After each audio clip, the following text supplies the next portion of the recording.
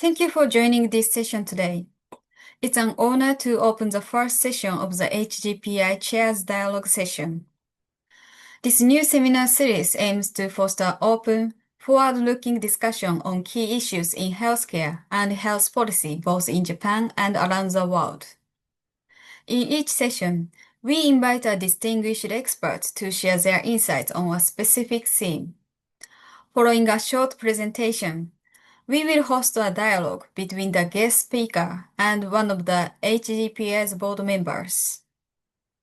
Today, we are pleased to welcome Professor Andy Paul, who will give a presentation on public-private partnerships in healthcare. After the presentation, we will have a discussion between Professor Andy and Mr. Ryoji Noritake, Chair of HGPI. Before we begin, I'd like to share a brief introduction of Professor Andy Paul. Originally from Singapore, Professor Paul is a seasoned healthcare strategist and a trusted advisor on leadership and transformation, with an international career of senior-level positions across both industry and government. His work includes advising national and organizational leaders on healthcare strategy, policy, system-level transformation, and the future of healthcare systems. Among his current roles, he serves as a senior fellow at HGPI, honorary professor at the University of Birmingham, senior advisor to World Scientific Publishing, and a member of the board of directors at Health System Intelligence, an organization specializing in cutting-edge predictive healthcare AI and data analytics. He was also served for many years as an advisor in the Prime Minister's Office of the United Arab Emirates.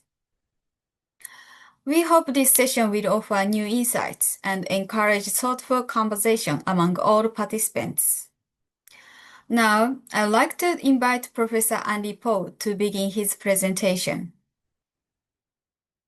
Okay, so good morning, good afternoon, good evening, everybody. Let me put on my presentation.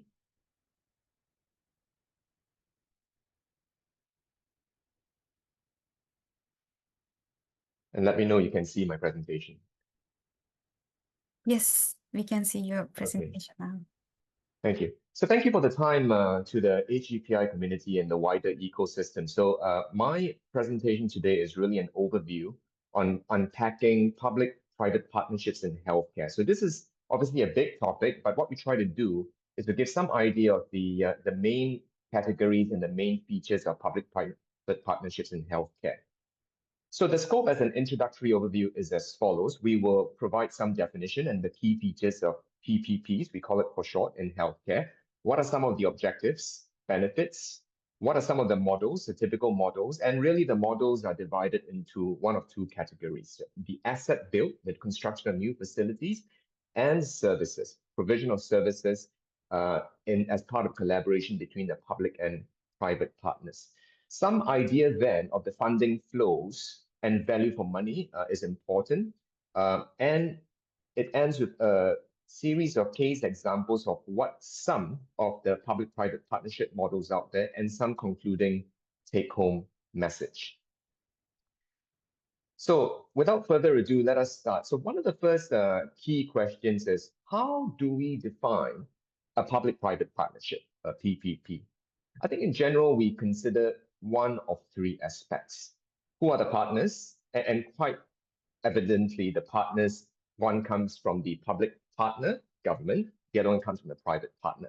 And it is the amalgamation of the advantages and the capabilities of both these partners that results in a very successful PPP, i.e. there is a good mix of capabilities and functionalities from either side. The other thing is, what are the contexts? What is the context and what are the objectives? Very often the objectives are contextually driven. It really depends on what is needed. What are the shortfalls? What are the deficiencies in healthcare in a particular region? And where can the private sector play a win-win arrangement in? So what are the objectives? And the third one is, what are the specific models? What are the specific models of getting both partners to work with one another, i.e. how to work together. To start off the discussion, we really need to think about what is a definition of a public-private partnership. There is no one universal definition of PPP, but there are some common general concepts. So I'm just including here two of many examples of definition, taken one from the World Bank. The World Bank defines a PPP as a long-term contract between a private party and a government agency. So I'm highlighting all the keywords there for providing a public asset or a service. So remember initially I talked about that there are generally two ways in which you can provide PPP projects. One is to deliver new asset build, i.e. a public asset. The other one is to deliver new services or to expand current services, in which the private party bears significant risk and management responsibility. So one of the things that we'll be talking about is there is a risk allocation between the public partner and the private partner, and who manages which functions of the public-private partnership model. So this is one example. I found another very useful example actually by the UK government, which quite simply says that PPP, public-private partnership, is the general term for partnerships which involves everything from operating facilities and providing services on behalf of the public to flexible methods of financing these services. So one of the variants, I would say, of PPPs started in the United Kingdom, where there was a special concept called PFI, which is Private Financing Initiative. Simply put, PFI is where the financing part of big, large construction healthcare projects like hospitals are undertaken by the private sector, right? So this is one way in which you can start up many different kinds of hospitals or larger asset-built hospitals. So financing arrangement, as you will see later, is one of the components of a PPP model. Now, having defined the PPP, what are some of the essential conditions that define PPPs? I've taken this off from an article by Alan Tujin et al., and which specifies that there are essentially 7 essential conditions that define public-private partnerships. So one is the arrangement. So who does what? So the arrangement between the public and the private parties. The second is that we talked earlier that it also depends contextually where there is a deficiency in terms of services which are needed. So the contextual need is very important. And where the contextual need arises is really about the supply and provision of services for public benefit by the private partner. So obviously, we don't want to duplicate services, or if there are existing services which need a more detailed level or comprehensive level of care, that's where the private partner with a special capability in that area can play a part in.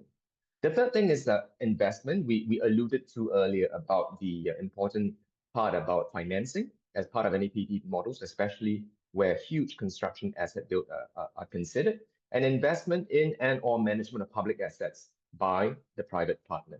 The time period is very important because at the end of the day, it really depends on the duration in which the private partner is given an active part to play in the PPP model. Where more investment or where more autonomy and independence is required by the private partner, generally such is met with a longer term of duration of this PPP model. And we'll be talking later about the concept of concessions, where private partners are given a more extended duration to collaborate with government, the public partner. Risk sharing is very important. There are many different kinds of risks when you talk about services or you talk about building a new assets of healthcare facilities. There can be risk of construction, for example, construction delay. There can be risk of budgetary cost overruns. There can be risk of demand risk for the new entity which is delivering healthcare services. So what really helps is a risk allocation matrix table, which assigns the risk to either party for clear visibility to make it an effective PPP model. Then, of course, standards, because any collaboration really should focus. We live increasingly in an era where quality of healthcare services is very important, and we look at the value-based perspective of healthcare services. Therefore, a focus on the quality of services, performance is very important. And in models of PPPs, we like to link the payments, the funding models to the achievement of those parameters, right? In terms, so if the payments are generally effected only if certain targets or agreed targets of performance and quality are met. So if you look at these 7 conditions of PPP, then I think that's a very systematic way of thinking about PPP models. Now, it's a good time to also pause to think, to say, what is, why PPPs? What are the benefits of PPPs? Are PPPs needed in every context, for example? And who gains in the PPP? So some of these questions are rhetorical, right? And I think even as you look at these questions, you probably have some idea and understanding of what the answers might be. So if you look at the benefits of PPPs, they can be thought of in terms of benefits to either party. So there will be some benefits accrued to the private partner. There'll be some benefits accrued to public partner. We'll talk about those benefits, and this is probably can be gained from a deeper understanding of what are some of the drivers of PPPs in the first place. One example of many, we mentioned about the private financing initiative scheme. So if government collaborates with a private partner, there can be financing advantages in terms of that. Sometimes there may be a lack of certain kinds of specialties, and therefore that's where the partner which brings those specialties or capabilities into the partnership model will meet the need. So really there are different benefits to either party. Well, are PPPs needed in every context? So we have actually talked about a very essential part of the whole equation, which is the context. So really the specific benefits of a PPP model is driven by contextual need. So we mentioned earlier that we don't necessarily want to duplicate existing services. We want to really meet shortfalls and deficiencies of where healthcare services are needed. And that is in turn dependent on who has the expertise, who's driving the investment in the PPP model. Are we meeting a demand for a specific healthcare need, and how is the risk shared? So it really depends on every and specific context. Who gains in the PPP? This, I think, is a rhetorical question. The PPP should be a win-win for both government and private. So with this framework in mind, let's look at the typical drivers of PPPs. Generally, PPPs are driven by the need for, this is just to mention a few, there can be many different other drivers, but the need for new or upgraded infrastructure. So it can be either that there is no one infrastructure of health facility which is available, or sometimes there's a need to upgrade, transform, and uplift certain kinds of infrastructure for existing services. We mentioned about financing initiatives. Sometimes it's driven by a need for capital budget or in the presence of cash flow constraints. Sometimes it's a need, it's a capability from the private partner which we want to bring into the equation, which may result in improved management skills to improve quality and efficiency. So it's really about quality, efficiencies, improving access to a certain population. Sometimes it's a case of, especially with private partners with economies of scale, large private group networks, this may result in more optimal procurement and supply chain. Additional services or skills or expertise, especially at higher levels of care, specialty services, may sometimes be required, and that's sometimes found in the private partner. And sometimes you may want to expand the service capacity. So you have an existing service which is delivering to a given population, and you want to either expand in terms of the comprehensiveness or in terms of the scale of such a service. So these are the typical drivers of PPPs, which then leads us to the benefits question. So there are different kind of benefits of PPPs to the public and the private. So to the public, it may be, for example, a new funding source. It may be that you de-risk some of the risks that you have and you share it with the private sector. So this is important. So we mentioned about the various kinds of risks from demand risk, construction risk, and these are things which you can have a very comprehensive discussion in the private sector to see how we allocate the risk in a beneficial win-win arrangement. It may be that the private partner wants to facilitate reforms and transformation to either the quality of care or the efficiency of care. So there is an infusion of quality, efficiency, sometimes innovation. So we live in a digitally advanced era where care is actually being transformed by digital and new technologies. For example, not just from the basics like electronic medical records. We all know that, for example, that artificial intelligence is playing an increasing role in the transformation of healthcare models. So it may be the infusion of quality, efficiency, and innovation that is needed. And this then shifts the focus of government more to a commissioner role of services, which allows it to become more a regulator than a deliverer of services. So it specializes the role of government. So the commissioning part of government is then specialized and allows it to concentrate on more quality aspects of care or the outcomes of care. And maybe sometimes there's the need for more resources, technology, human capital. Where the private sector is concerned, it represents a new market share for them, because essentially what government is saying is that we give you the certain mandate to be delivering a new kind of services. It may be that it gives them longer sustainability in terms of delivering the business.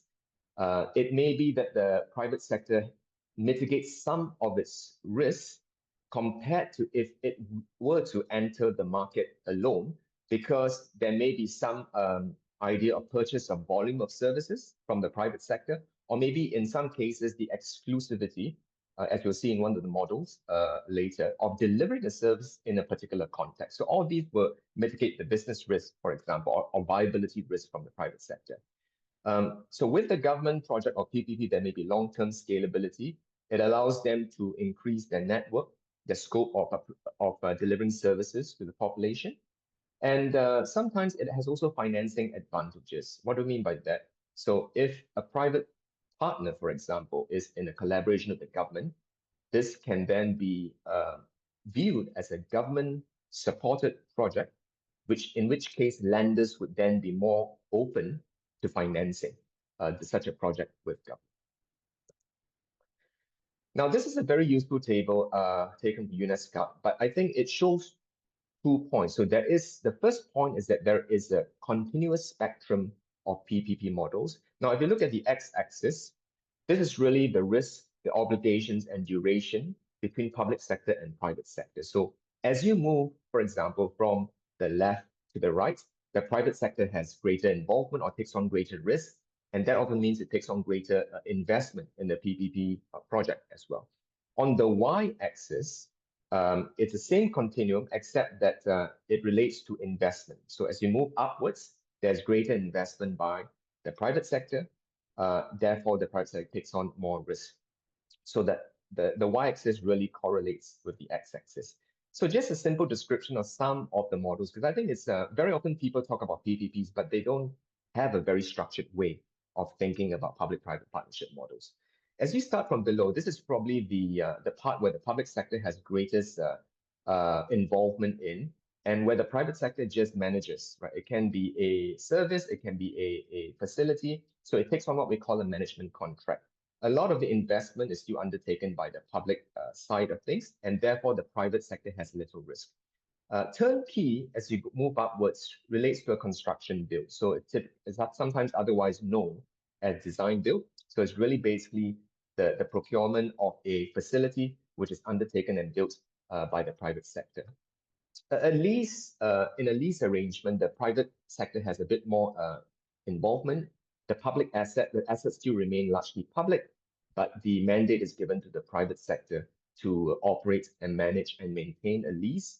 And the private sector can then gain either by arrangements of lease fees or revenue share from user fees. As we move upwards, these then get to be the very long duration of PPP models. A concession, sometimes we refer it to as a BOT, a build, operate, and transfer, where the private sector substantially invests and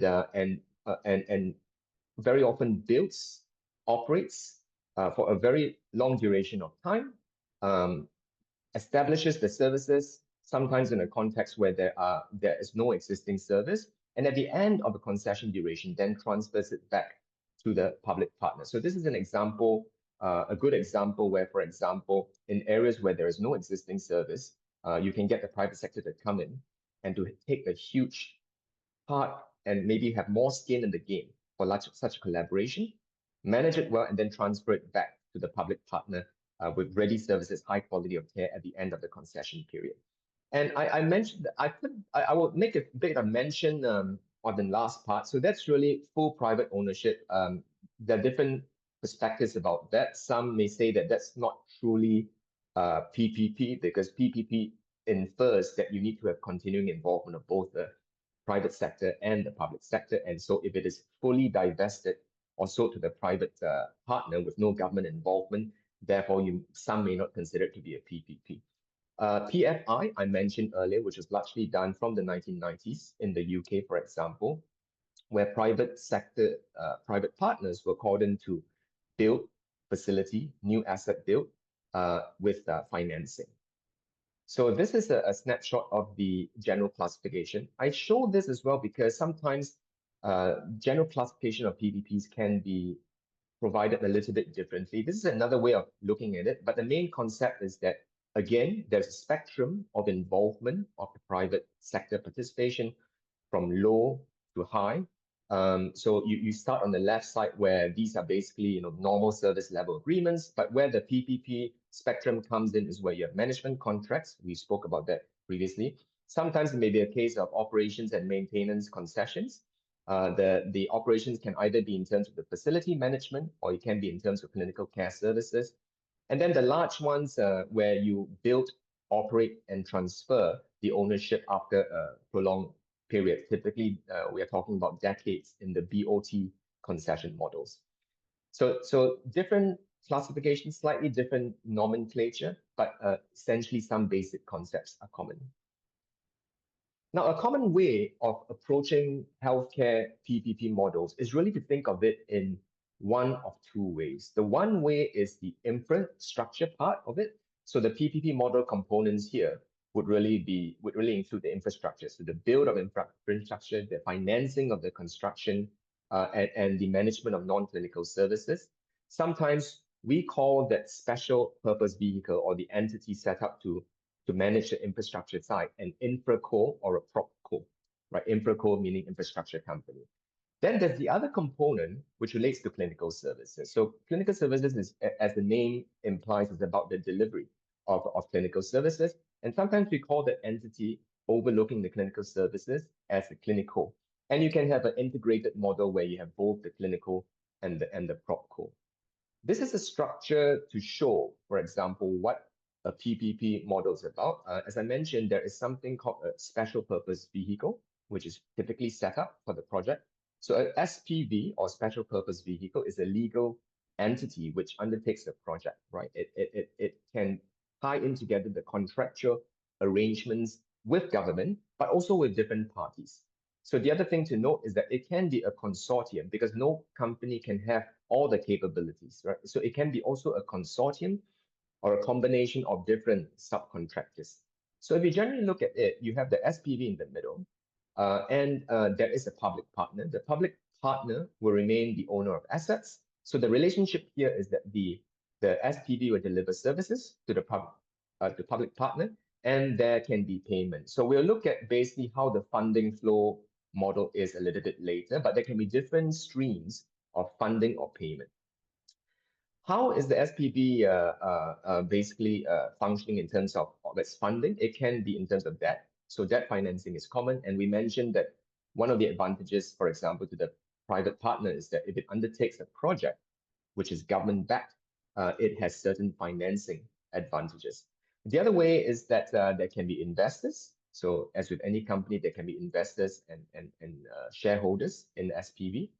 And then it can also subcontract out to private partners where certain capabilities are needed. For example, those capabilities may be construction, the maintenance side, the equipment maintenance side, non-clinical versus clinical operations, and HR management. So this is a simple way to look at it. The bottom line being, in a structure, you need an SPV.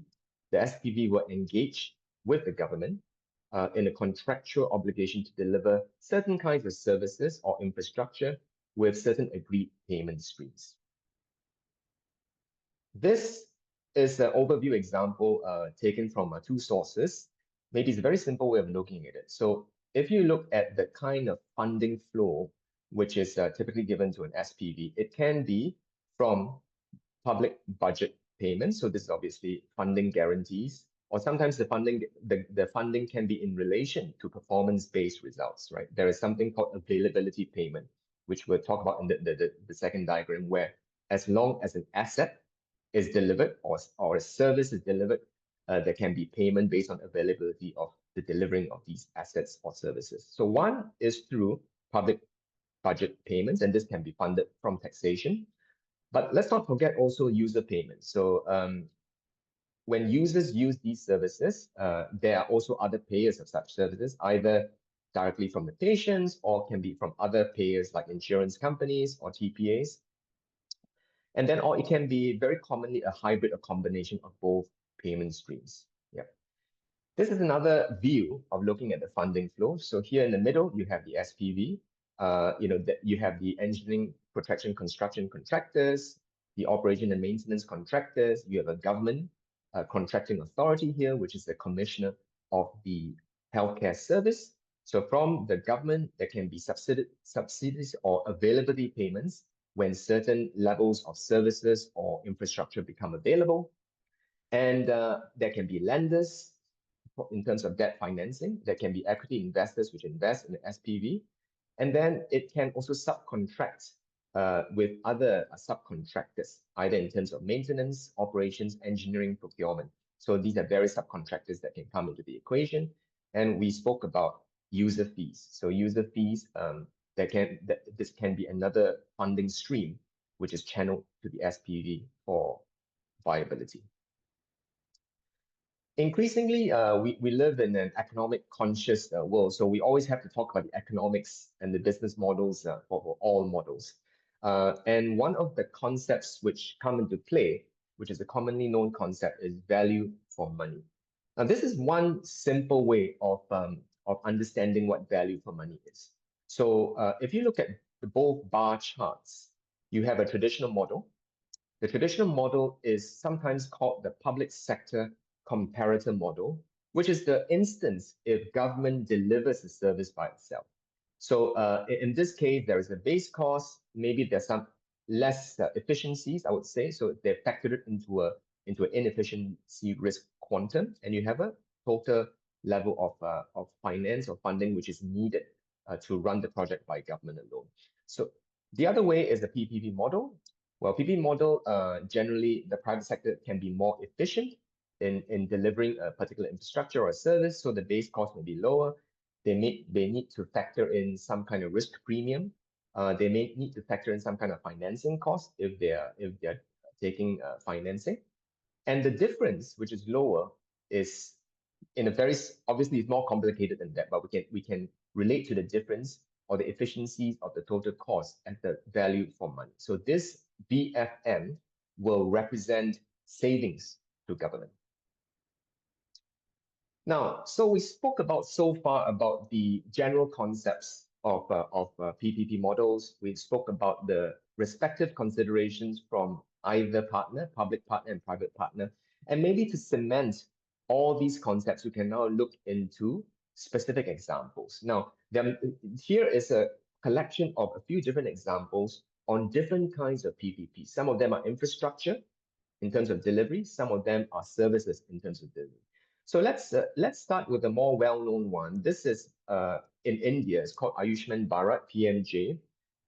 This is really an insurance-based PPP, for example, where the government acts as a payer.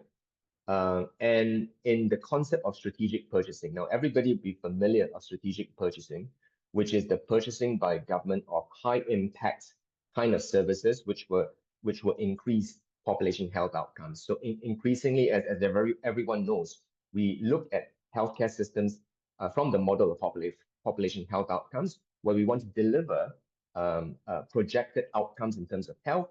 This can be either the decrease of disease prevalence. It can be, for example, increasing healthy life expectancy. So this is one way to do strategic purchasing. Now, the unique, interesting thing about this is that it serves the beneficiaries across India, especially in poor segments of the population, quite substantially, about 500 million of them. What is the structure like? So government funds through an health insurance, and largely for secondary and tertiary care, because these are the levels of care where there is sometimes what we call catastrophic illnesses and where the cost of services are very high, right? So in collaborating with a network of private hospitals can deliver 60% of the needs of these services under pre-agreed standard package rates. And the payment model can be one of two. It can either be direct investment through the healthcare authorities from government, and sometimes government will use a third-party administrator, a TPA, to fund these services, or it can be contracted through an insurance company, which charges an agreed premium with the government. Obviously, there may be cost differences between direct investment and insurance companies, which may take on a larger part of the risk and then give a risk premium to the agreed pricing model. Now, this is a notable PPP because it contributes to the concept of universal health coverage by population, and it is recognized as a scalable PPP model, especially for lower and middle income countries. So I think this is one example where government is paying. It does it through an insurance-based PPP. The scope is basically secondary, tertiary care. It reaches out to 60% of such needs, especially for the poor population, and it's a scalable model. So this has been one example of providing hospital services to the population. Another example we should mention on this was quite popular in the earlier parts, which is the PFI, Public Financing Initiative scheme in the UK from the 90s to the earlier parts of the 2000s. The model is sometimes known as a DBFO model, which is a design, a build. So private sector comes in, it designs and builds. So that's the construction part. It finances because, as I mentioned, there may be advantages in financing approaches, and then it operates. Typically, it operates the non-clinical support services, the maintenance side of things. So the advantage of this is that you can then scale the establishment of many different hospital facilities, where private consortium builds and operates hospital infrastructure and government provides clinical care. And it was really in the early days one of the first large-scale health PPP initiative through asset build and delivery. So I put these two examples side by side to show you that PPPs, there is a spectrum of PPPs. Some of it is more based on infrastructure, the establishment and the availing of infrastructure facilities. The other one is more on services, right? That's one useful way to think about it. Now, this is another one in Brazil. And again, I have picked this example. Of course, there are many examples of PPPs in the world, largely because of the scale. So this is where the private partner came in to take charge of the urgent care centers, because, in many different contexts, one of the issues is always the building up of cases at the emergency level. So if you have the co-location or the co-siting of urgent care, i.e. cases which are not that emergency but can be diverted away from bottlenecking the hospital system, that is a good advantage to manage patient flow. So UPA is really about urgent care units. Facilities are owned by the government but managed by the private. This is what we sometimes call as a blended governance model, right? So there is an interplay between a public and a private partner. The catchment population of such centers are given 3 tiers. So the one tier is 50 to 100,000. There's another tier which is 100 to 200,000 catchment, and there's another larger tier which is 2 to 300,000 catchment. The structure is where government funds the operations. So government is a payer, like the insurance-based contracting model, but it sets certain targets for those payments, and that would be, for example, in terms of improvement in wait times and service quality. So as you can see, the funding model, one of the ways which government has governance over the funding model is really to make sure that there's some level of quality care. So this is another example in the delivery of urgent care services. A more recent example is collaboration in digital health. So this is in Rwanda. So interestingly, Rwanda, where there is a need to reach out to rural populations who do not have the same access of care as perhaps other segments of the population. Babel is a Rwanda subsidiary of a UK-based telehealth company called Babylon. And this is what we call a digital health public-private partnership between Rwanda's Ministry of Health and UK's Babylon.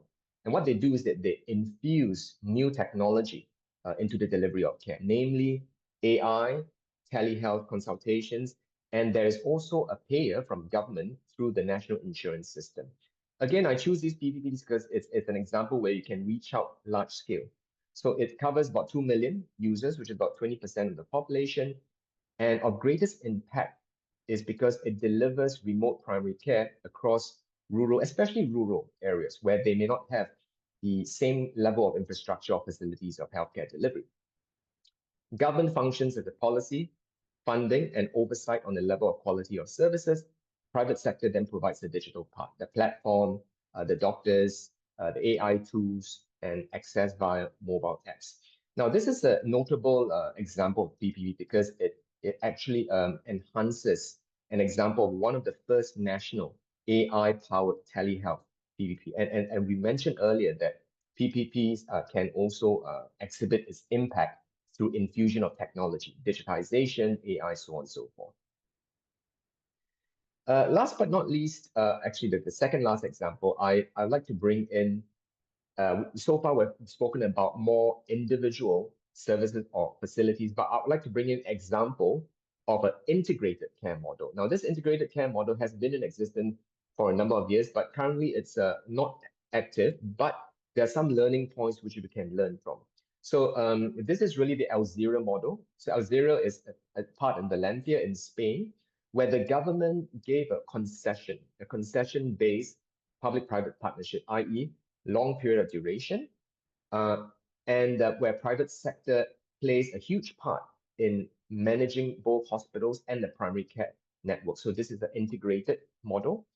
How the government pays the private sector is through capitation funding. So capitation funding is per capita funding, where government will give a certain quantum of funding per person in that locality. So you always have at least a fixed revenue to the private sector to run this operation. It was piloted in Alzira, Valencia, covers the entire population, for example, 200,000, and really is about full care integration. So remember when I was talking about the infra-core, the clinical, and then there can be an integrated model which combines both the infrastructure side and the service delivery side. This is a full care integration model from outpatient to specialized hospital services. So government asset is still owned by the public sector, by government, but the private sector operates clinical, administrative services, and also invests in infrastructure, but has to meet some performance targets. So increasingly, we're talking about value-based outcomes. Funding is not just provided just simply based on inputs to a system, but really there needs to be some performance metrics which should be set. There is some risk-sharing models. So because it's a per capita funding model, private sector already has some guarantee of some revenue into the system. But however, the private sector has to manage the system efficiently and absorb if there are cost overruns or overutilization. So this is a win-win in both sides of things, right? Government is basically the commissioner of the need for demand for services in a particular region, and private sector is incentivized to basically be efficient and to deliver quality of care for payment. This I thought was a very useful example or a diagram of the whole integrated model taken from a source. So here you have the government of Valencia. Government of Valencia pays a capitated payment, which I explained was per capita, per person payment. And then there's a delivery of some agreed outcomes of care with the holding company. The holding company, as you see, is actually a consortium of different component players. So there are the people, parts of the players who actually manage facilities. There are the parts of the consortium which can construct the hospital. And we mentioned that this was an integrated model where there's hospital, integrated health centers, as well as a number of network of primary health centers to deliver clinical services to patients. The government functions as the commissioner of healthcare services, but also monitors and audits performance outcomes. So there is an oversight component, and the private partner is required to report outcomes of care. So there is really an interplay between three keys. So there is the public partner, the government. There is a private partner represented by the blue. But of course, patients, as we talk about later, it could be a for, P, a patient's public-private partnership model. Patients are also a very important part of the equation in terms of patient-centric outcomes. And this is the last, so far we've talked about specific services, PPP. We've talked about the infrastructure, certain specific services. We've talked about an integrated care model. We talked about insurance-based PPP delivery of healthcare services. And last but not least, we should touch a little bit on a PPP in research and development.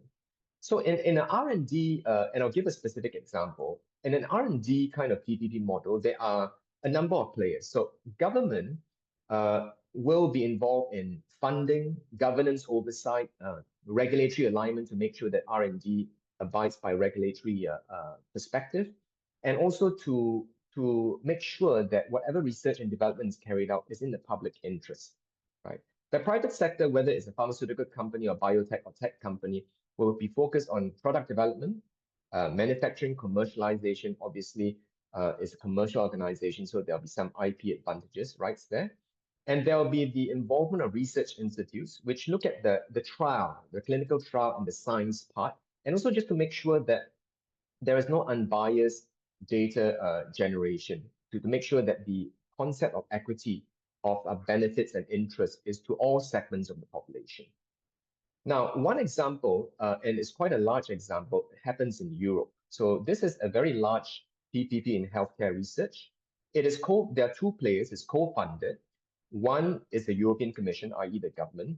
The other one is the EFPIA. So what is the EFPIA? This is the European Federation of Pharmaceutical Industries and Associations. It's basically an umbrella organization representing research-based biopharmaceutical industry in Europe. So it will be the pharmaceutical associations and the big pharma. So they have both, the industry standards, but they can also launch clinical research trials. It is co-funded, and there were three phases. IMI stands for, it's called the Innovative Medicine Initiative, started in 2008. The first phase, total cost of funding was actually 2 billion euros. The second phase was about 3.3 billion. So the initial phases have been about more than 5 billion. And there's a new phase called the IHI, which is the Innovative Health Initiative. So this is a large PP in healthcare research. Essentially, what are the roles? What is the structure? The European Commission, i.e. the public partner, will be one of the partners for co-funding, looks at the policy regulatory perspective, makes sure that public health interests and priorities are ascertained. The EFPI private companies, provides in-kind contributions, so they provide the data generation, they track the data, labs, the staff, they make sure that a stream of candidates for the clinical trials, and obviously they provide the industry expertise in running clinical trials, right? So this relates to one of the points I mentioned earlier, that sometimes capabilities are found in the private partner, which is not immediately available or available to a comprehensive extent in the government partner. And the role of the academic and research institutes is really in relation to the clinical trials, the data analysis, but also there's also a patient's element as well. So patients and NGOs are involved in co-designing the clinical trial to make sure that it satisfies ethical standards and to make sure that a patient-centered outcome. So it could be a 4P model, a patient, public, private partnership model. So this is the last slide, and thank you very much for attending. This has been a very rich and comprehensive piece, and really this only touches the tip of the iceberg. But if you were to ask me what are some of the key take-home conclusions from PPPs in healthcare, first is that it is a win-win situation. So PPPs hold mutual advantages and responsibilities. Roles are defined. Risk is allocated either way. So that's one big message. The second message is that it is contextually driven. So models of PPPs would depend on objectives, intended benefits. The third thing is that there is a continuum of different models, right? Some models focus more on infrastructure development. Some models focus more on service provided delivery, and the continuum actually will depend on the degree of involvement from either side. For example, how much private sector involvement, and we're seeing that in the charts I showed earlier. PPPs offers a way for risk allocation. So for example, if in a PFI, the construction risk goes to the private sector, but the private sector also enjoys some kind of demand guarantee in terms of volume of services. that it can provide, and hence revenue and viability to the private partner. And last but not least, there must always be economic sense in a PPP model to the government. So there must be value of money. If the value for money is if the amount of funding is much more by a private, with a private partner, one then needs to understand what is the economic benefit. So I stop there, and Ryoji, over to you. I think and I look forward to the discussion to continue this fascinating topic of PPPs. Well, thank you very much, Professor Andy Paul. It is indeed our privilege to have you as a senior fellow at HGPI. PPP, public-private partnership, has been mentioned at many occasions, actually, in healthcare, in R&D, such as clinical trials, in construction, in administration, and for the, as Andy mentioned, for the sustainability of healthcare per se. Andy kindly touched upon the general definition of PPPs also, which is actually rare since people often take it for granted. And then again, Andy touched upon the context of PPPs, such as why PPPs and who gains through PPPs. Then he showcased some best practices and examples of PPPs worldwide. I think the Alzira model of Spain is indeed comprehensive PPPs that includes the perspective for sustainability of the healthcare system. And as a global thought leader, Andy gave us various cases from different areas, which is great. And let me mention that PPPs have been actually mentioned in HGPI policy recommendations as well. One example is in dementia, how R&D of disease modification drugs can be designed through PPPs, since usually R&D of dementia drug takes longer time and bigger funding. So, which has been a great insights from your presentation, even for HGPI ourselves. I think we learn a lot from this presentation. Thank you so much again.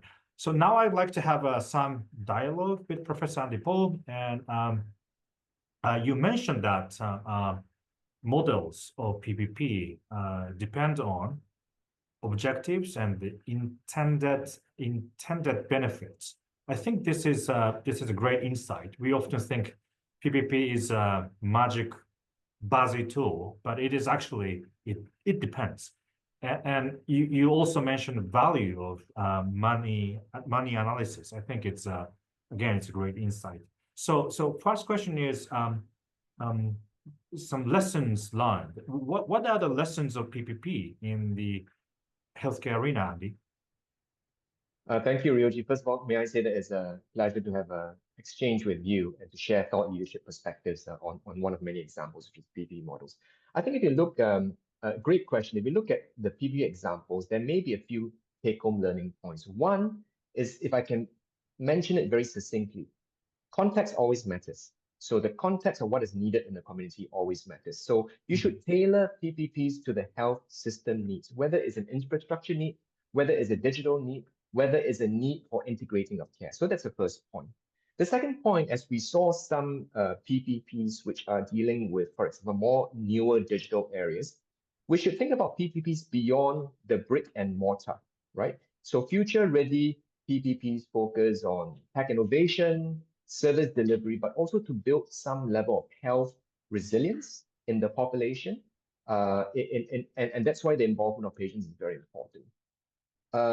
Another concept is that we always need to think about embedding some concept of equity into a PPP model, right? Because one of the examples that we spoke about really related, for example, in India and Africa, to delivering services to the people in very rural areas, or maybe the more marginalized. So therefore, one always needs to think about some kind of safeguards, either through access guarantees or to have community responsive design to reach the underserved and the marginalized population.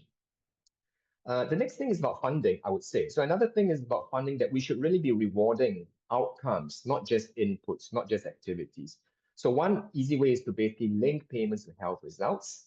But at the same time, that we need to build public trust, right? Because sometimes these models are actually very long duration or partnership. Therefore, there needs to be transparency through open contracts, audits, and maybe even oversight by citizen-centric bodies.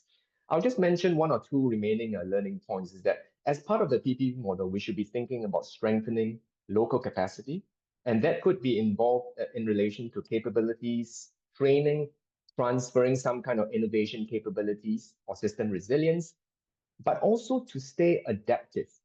To stay adaptive in terms of, because sometimes there may be certain contingencies, right? And therefore, that when you negotiate a contract, there should be flexible contracts and feedback loops. I'll stop there, but there can be more to come. Well, if you let the discussion go on.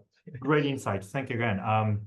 So you mentioned about the global health and some contingency plan as well, and PPPs, how PPP can be contextually designed. But the next question is actually about AI.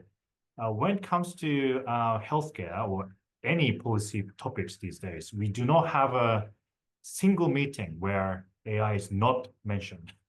How AI will change the PPP prospect? How might next generation of PPPs look like in an AI era of healthcare? That's a great question. I'll mention 4 quick points. The first thing is that AI transforms service delivery. We know that. So therefore, partnerships should really work together to co-develop new AI modalities, AI tools that can either be AI to facilitate diagnostics, AI for early triage, or AI for chronic disease monitoring. So there's an opportunity for developing AI tools. The second thing is really about shared AI infrastructure. So there is an increasing interest, Ryoji, in this thing called a federated learning model, because, you know, when you're dealing with data and patient information, there's always a sensitivity. So therefore, a federated learning model is where you don't release the sensitive data, but there is a localized version of the AI in each system. So therefore, you're not releasing sensitive data from the local institutions. And this will then help to train the AI without sharing patient data. The gains and improvements in AI capabilities would then be transmitted back to the main AI system. So that's one way of having shared AI infrastructure in terms of federated learning models. The third thing is that as we're dealing with algorithmic care, with large language models, there really needs to be ethical oversight as well. So public partners really need to ensure regulation, fairness, and transparency, and make sure that the system avoids black box health decision, meaning to say that we always need to understand why a decision of healthcare is as it is to understand the rationale. And the last, I would reiterate the point again that there is a growing interest in intelligence-led PPP models. So you move from the brick and mortar, you move away from the physical infrastructure to predictive data-enabled service networks, whether that can be in terms of predictive analytics, or that can be for resource planning, or to optimize services. Well, thank you. I really think this the important message here is how we can co-create the AI itself and the AI tools itself for healthcare.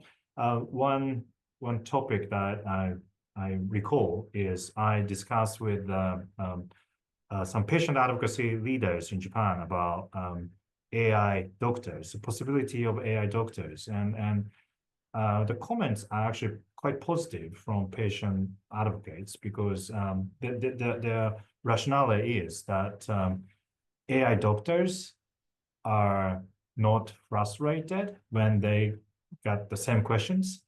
They are not tired. So while we believe in humanity in medical doctors or healthcare services, but patients advocates actually have different perspective of AI, and which is quite positive about having AI. So I really like the idea, the enablers of AI and how the framework of AI, design of AI can be co-created through public-private partnership, including patient or civil society, which I would like to touch upon later. But before that, when it comes to this, you mentioned about this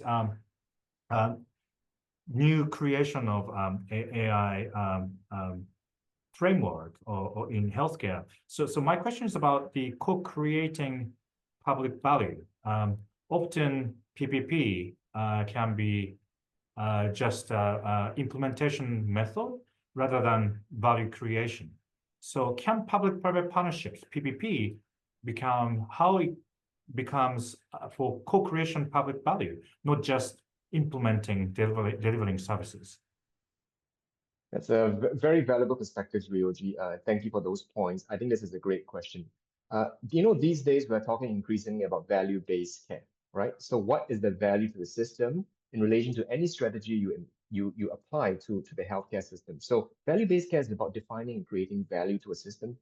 And therefore, in the light of PPPs, we should consider moving beyond the outsourcing perspective, right? So just treating private partners as a vendor or a procurement vehicle, but moving towards them as co-creation ecosystem. Co-creation ecosystem, they can facilitate that, for example, with the digitization they bring in. So that's the first thing. The second thing is also to equate public value to the concept of long-term benefit. What I mean by that is that we need to define what long-term benefit means to a population in terms of health. It can be a focus on health equity. It can be patient empowerment, for example, to seek digital capabilities in terms of seeking care, or it can be population health insurance. So it's not just about efficiency gains. A lot of the earlier concepts of PPPs are really, okay, reduce costs or immediate increase delivery access, right, in terms of accessibility of services. But increasingly, we need to think about what does long-term benefit mean. I think I'll mention two other points, and one is that there is an important co-design phase where we really need to engage communities, patients, and clinicians in setting what the PPP priorities and the performance indicators are. And the performance indicators should be tied to also the funding from the system to the private partners. So the initial design phase is very important. And last but not least, I think increasingly we're talking about outcomes from the perspective of population health. So population health really should be synced in to the perspective and mindset of private partners. Therefore, you need a special group of private partners to come in. And those outcomes may be in relation to population well-being, health literacy, digital access by telehealth with new technologies, and really serving underserved groups in terms of healthcare, especially where rural areas are concerned. Okay, that actually brings to the next question you mentioned about equity, social determinants of health, or let's say global disparity, which is getting bigger. How can PPPs balance commercial innovation with health equity and universal access, UHC, which often mentioned as well, especially in underserved regions? Excellent question, because PPPs is really not just about money, right? There needs to be social causes which are factored in. So one of the easiest way to do this is really social value causes incorporated into a PPP agreement. And for example, including, for example, access and equity requirements. For example, private sector may be required to deliver rural service quotas, for example, or they may be required to provide subsidized pricing tiers to certain disadvantaged group of population. So social value causes is one. The second thing I think we should really leverage upon as we are living in a digital era, and I think this is one example where Japan is very advanced in terms of the digital healthcare, is tech for outreach. So using whatever tech there is, telemedicine, mobile clinics to reach the underserved. The third thing is, I think, is about financial viability and sustainability. We should increasingly think about blended finance tools that may be combining donor funds, public funds, and private capital to de-risk, for example, delivery in low-income areas. And last but not least, I'll mention about the importance of transparent tracking, meaning to say that now data is actually available, that we need to disaggregate the data, for example, by income, by gender, by geography, just to make sure that outcomes are equitable to different segments of the population. So this can be some of the ways in which we think about, meeting some of those greater notions of health equity and universal access. Great, thank you. Well, personally, I'm not sure Japan is advancing in telemedicine or digitalization of healthcare, but that's something we can discuss later. But you mentioned the social value is also important, not just money. So, which is brings the next question, which is outcome measurements. in healthcare, there are so many variables, and it's very often difficult or being a challenge to have performance measures for long term in societal outcomes, for example. How PPPs contribute for these performance measures for long-term societal outcomes? That's a great question. I think there are two things we need to think about. What kind of metrics in terms of performance measures, and how do we ensure the alignment of these kind of metrics? So what kind of metrics? I think we need to think about new metrics for new goals, more holistic measures. I mentioned earlier some of them: health literacy, digital inclusion with digital health uptake, or including, for example, patient-reported outcomes. Because at the end of the day, there needs to be an element of trust by patients and satisfaction of the services as well. So that patient-reported outcomes is important.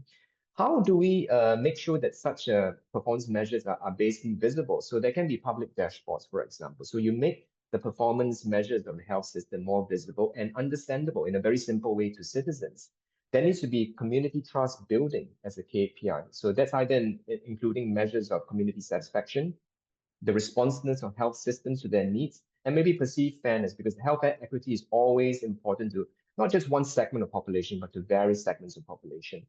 And last but not least, I think we need to think about what does the PPP do in the long term for institutional capacity gains. So that can be, for example, strengthening local health governance, or for example, it can be, transfusing some kind of innovation capabilities to local health systems as well.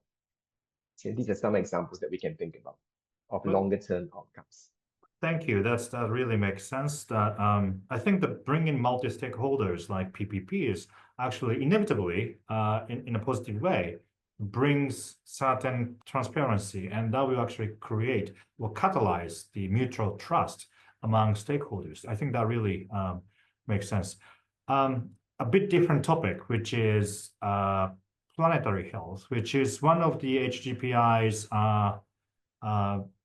biggest chunks of policy recommendations. How PPP catalyze planetary health or climate resilient healthcare infrastructure, or sustainability of healthcare infrastructure? Any examples from your side? Great question, because nowadays we're not talking about climate health, but we're talking one level higher planetary health, which is the coalescing of the health of the planet and climate health and human health.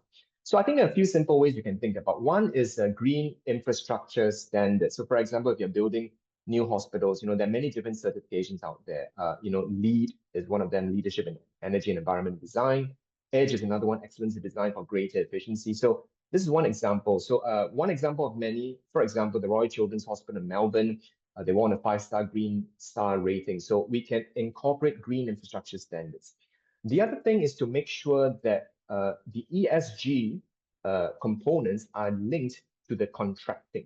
So for example, making sure that ESG metrics are in a PPP agreement, which could attract green financing or impact investors with a specific interest in basically in such kind of projects.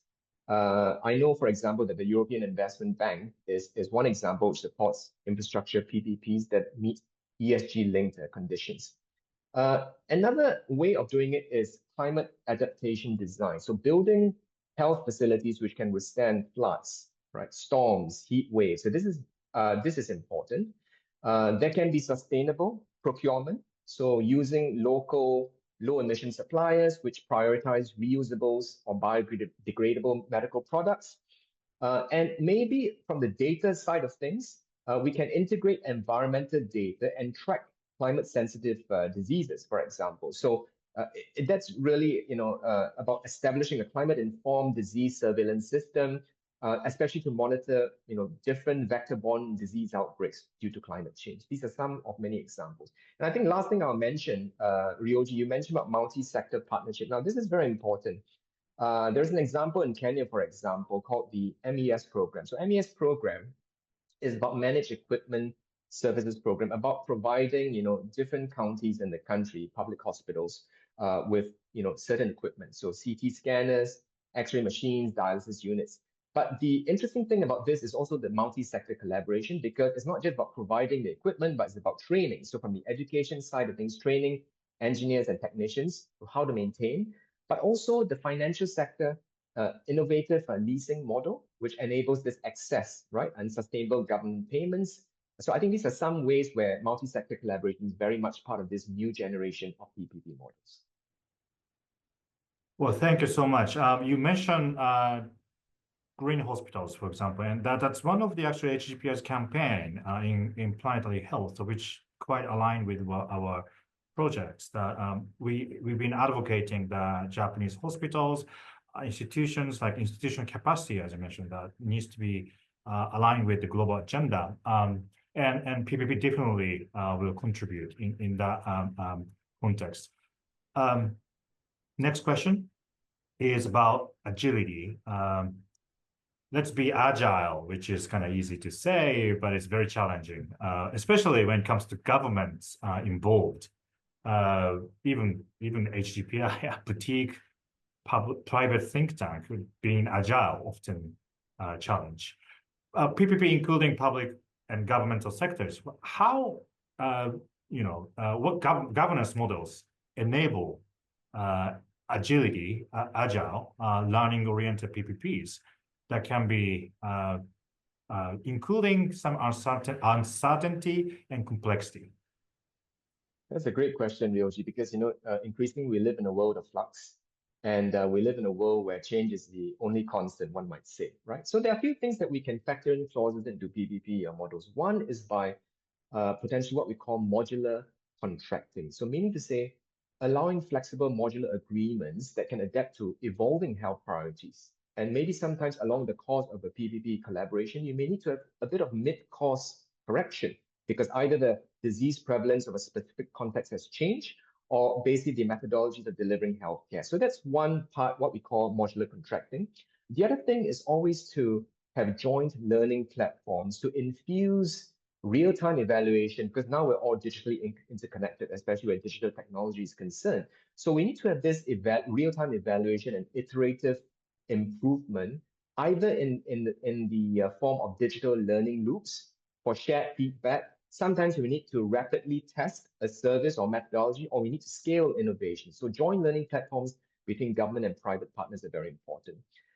Then to have a governance oversight, there is the concept of agile oversight bodies, and this relates to your point on multi-sectoralism, right? So having multi-sector steering groups with decision power that can make real-time adjustment, and this cuts across the key players across the ecosystem. So very often it's not just the healthcare services alone. Ryoji, I'm sure in HGPI you would have dealt with social determinants of care, i.e. healthcare outcomes are governed by non-healthcare or non-medical factors. So having this multi-sectoral agile oversight bodies will help with that. And last but not least, the decision to renew contracts should not just be based on time, but it should be based on impact. So outcome-based renewal. So a clear objective evaluation of what the private partner has delivered over a certain duration, and then deciding whether the private partner is suitable for renewal. These are some examples where we can build in agility into a PPP system.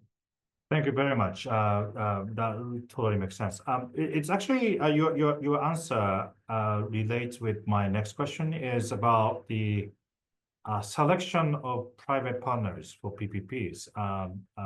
You kind of already answered the question, but for example, we often heard from some municipalities in Japan, actually, that there are some proposals from private sectors that working on some health agenda, like cardiovascular disease control in certain municipalities, and some private sectors providing some proposals that we can work together. But municipalities often mention to us, actually, that they have some challenge to select a single, or it can be multiple, but how they can select the private partners. So any criteria from your perspective, Andy? Yeah, I think you've mentioned a very valid example. I think the first thing is that there should be fits benefits from the private partner and its specialty or its capability in delivering either public values or the health goals. So for example, if the focus is on cardiovascular disease, then obviously you want to choose a healthcare group or service provider, which is in relation to that. But the second thing is that if there is proven capacity of healthcare delivery, better still, if they have been involved in PPPs with other kinds of public sector, whichever the level. This is another example because we want to choose candidates or suitable partners to make sure the outcomes are met. So I think suitability is very important. I think the third is about financial transparency, because that's very important. Increasingly, we're not just talking about efficiency gains, right? We spoke earlier about the meeting of a longer-term social outcomes. So therefore, there needs to be financial transparency and how the use of funding and finances translates into actual outcomes in terms of a long-term provision of a service or a facility. And last but not least, I think if the private partners have participated in social responsibility kind of initiatives, they have a community track record, or they've had experience with inclusivity in the design of their services. We mentioned that in the concept of universal equity really is about making sure that no segment of population is left behind in terms of quality access and care. Great answer. Thank you. Transparency really matters from financial perspective and also the inclusion of serving people. That relates to my next question, which is about criticism. There's a criticism about PPPs. We also often heard that private sector is just using public platform. They're saving money and using public platform, which is taxpayers' money. How do we avoid the kind of PPP paradox where risk and money is in public, but reward is in private? This is really an invigorating discussion. I really am enjoying it, Ryoji. And the PPP paradox is a really important one to know as a criticism so that we can mitigate it and we can deal with it. So we first need to understand why is a PPP paradox there. So a PPP paradox happens essentially where risk is public and the reward is private. I think generally, let's break it down. And there can be a few potential reasons. One, if you have guaranteed payment in terms of healthcare service, irrespective of performance, that's one risk. So government pays fixed fees. Then this leads to the notion of private firms locking in long-term growth, public accountability being weak. And therefore, if things go wrong, the public sector is left to deal with the burden or the mess. So these are some arguments for this PPP paradox, which works against PPPs in the first place. There are a few ways I think, Ryoji, we can do to counter these concerns. One is that making sure that payments are tied to actual outcomes and impact. So we're moving away from the notion that funding should be for inputs or volumes of services. We want to tie fundings to actual outcomes. There are many different concepts, as you know, for this. One of them is pay for performance, where you define certain parameters. If met, therefore funding streams are activated. That's one. Second thing, you mentioned about transparency. Cost structures should be transparent. So this requires, profit disclosure, cost benchmarking across the market, but not just market pricing. We really need to understand what is the true costing of healthcare services and then factor it into part of the agreed contractual framework with between government and private. And last but not least, so that's the point on performance-based contracts. Now, last but not least, I think we need to think about safeguards for accountability. Part of it, as we mentioned a little bit earlier, can be oversight committees. But the other one is also visibility to the public. So at the end of the day, services are actually provided to the public. So therefore, there can be public scorecards or perhaps some form of social accountability measures to prevent the risk of a PPP paradox. Thank you very much, Andy. I think well, there's a criticism, but actually PPPs need to be agile to overcome those criticism, actually, to make it more contextually and a structured collaboration among the stakeholders. I think it really makes sense. The next question is about patient centricity or co-creation with patients or co-creation with people or civil society. HGPI's mission is to achieve patients and citizen-centered healthcare policy, and we've been collaborating a lot with patient advocacy groups, civil society, which is, I believe, which is the biggest asset for HGPI.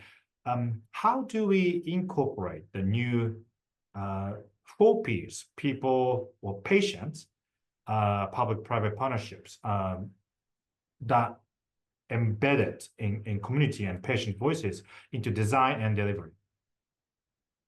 That's a great question and a great new concept, actually, or maybe not as new because some people are already talking about 4 Ps, patient, people, public-private partnerships. It's really about embedding patient voices into the design and delivery of PPP, of partnership outcomes. So one is a kind of tripartite governance model, right? So not just government-private partner, but we should increasingly include patient voices, civil society, and even local leaders, because at the end of the day, it's about delivering care to that specific local context. So tripartite governance model is one. The second thing is to recognize the importance of community health workers to formalize their role as a key part of PPP actors, as both not just frontline providers, but also as feedback agents, because very often they see a lot of what works and what doesn't work in the system. So therefore, their role as an important formal PPP actor is very important. The third thing is about designing services to the localization of delivery. That may include cultural norms. It may include perhaps in maybe more rural areas, certain community health beliefs, so that we can address those health beliefs. And maybe even as something as simple as local languages as part of the localization of care. And we have alluded to this before, but what's also important is the feedback loops and participatory monitoring. So enable real-time input by citizen monitors, scorecards, some digital feedback loops, so that you always ensure that the level of service quality is there in real time and not at the start or the end of a contractual cycle. Thank you. At HGPI, we often advocate, for example, dementia-friendly society or age-friendly society, and we've been surprised. I mean, we are one of the stakeholders, so we should get these lessons. But one of the things surprised us is like when, let's say, a shampoo company making a new shampoo for 30 years old females, they definitely will do participatory observation. They will get the focus group interviews, etc. But when it comes to healthcare, like age-friendly products, dementia-friendly policy, dementia-friendly infrastructures, we often forgot listening to the actual consumers, users, which is people with dementia, older people. So I think that participatory model you mentioned is really resonates here in Japan and beyond around the world. When it comes to the new era, we talk a bit about digitalization of healthcare, telemedicine. So next question is about the digitalization or digital technology. How data actually can be a shared asset in public-private partnerships, but how it can be governed in the PPPs and in this new era of healthcare? That's another great question. I think all the questions have been great. So first of all, Irioji, we are increasingly, whether it's AI or digitization of care, talking about data-driven decision models. So data is an important asset in any kind of delivery of healthcare. One way to do it is to have health data commons, meaning to say shared digital platform where you have anonymized data, which can benefit planning or real-time influence of services and delivery care.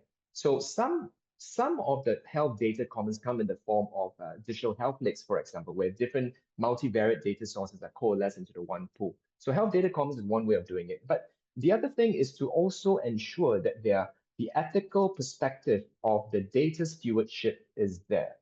So that means governing patient data with consent frameworks, transparency protocols, or public ownership principles, or always having a patient's rights first right? So governance must prioritize privacy, control, and fairness. The third thing I spoke about briefly are federated data models. So federated data models is where you can train AI on local data sets without sharing the raw data and hence breaching confidentiality. So data stays where it is in the local institution, hospital, clinics, or labs. And then instead of sending the data over to the main AI system, each organization trains a local version of an AI, and then the model updates are shared with the central system and not the specific raw data itself. So federated learning models, I think, are a good way of basically ensuring a confidentiality of data, but at the same time, making sure that the data translates into some kind of action, outcome, and care. And last but not least, governance is always important. So joint data trust, whether it is in terms of neutral regulated bodies, multi-sectoral data governance platforms to manage important issues like health data access, or maybe to oversee data use with consent and transparency. I think that's important. These are some of the ways in which we can make sure that data is governed as a shared and important asset in PPP. Well, thank you very much. I actually think that we can learn a lot from Singapore and also actually UAE, where you serve as well. Japan is actually behind in terms of digitalization of healthcare data. I personally think this is quite risk-averse society. But with your comments, I think well, by sharing data with certain, of course, privacy protection and confidentiality, but sharing data with broader stakeholders, broader sectors, including civil society, actually that enables or that will actually increase the mutual trust and the structure, the better structure for data set. I think this can be actually our next theme. If you can give us a great talk on digitalization of healthcare, we can learn a lot from you as well. So the final question of today is about future. We had pandemics. We are having a planetary health crisis. I mean the climate shocks, and also mitigation crisis. How PPPs can be a future-proof for new global health emergencies for the future? Thanks so much, Ryoji. First of all, I think, may I say that your comments are very kind. We do learn, all of us, from one another. So thank you very much for your valuable perspectives as well. So I think your question relates to expecting the unexpected and how do you incorporate the mitigation for shocks into a PPP contracting model. I think that's the crux of it. So I think there are a few things that we can think about it. So one of the things, if you think back to the pandemic, was really surge. So surge of volume which went up to various healthcare providers. So one clause, or rather one component of PPPs to mitigate this, to think about surge capacity. So how do you design hospital supply chain with contingency plans and scalable capacity in the event like a pandemic or epidemic which needs it? So embedded surge capacity. The second thing is what we sometimes like to call scenario-based contracting. So what are the clauses if there is an emergency activation of certain kinds of outbreak of diseases? It may, for example, also be an activation of cost-sharing triggers, because obviously operating costs actually go up, and therefore there needs to be some agreement of how such increase or unforeseen cost increases are shared between the government and private partners. The third thing is that if you remember during a pandemic, one of the concerns was the sufficiency of supplies. So therefore, you should develop PPPs with shared emergency stockpiles, right? Whether it is to PPPs to maintain strategic reserves of essential medicines and equipments, and therefore you can partner with partners which in relation to stockpiles of critical supplies. And last but not least, I think we need to think increasingly beyond the shores of any one particular country, and therefore many PPPs are increasingly cross-border PPPs, which is to coordinate preparedness through regional partnerships or even international health security compacts, right? And the objectives of this is to coordinate cross-border procurement, data and response protocols, And an example of many of such international health security compacts is led by WHO. You know that the WHO is calling the pandemic accord.